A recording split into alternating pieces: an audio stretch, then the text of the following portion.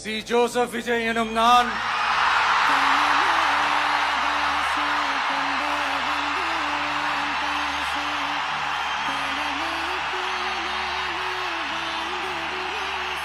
சட்டப்படி அமைக்கப்பெற்ற இந்திய அரசியல் அமைப்பின்பால் உண்மையான நம்பிக்கையும் மாறா பற்றும் கொண்டிருப்பேன் என்றும் இந்திய நாட்டின் ஒப்பில்லாத முழு முதல் ஆட்சியையும் ஒருமையையும் நிலை நிறுத்துவேன் என்றும் தமிழ்நாட்டு அரசின் முதலமைச்சராக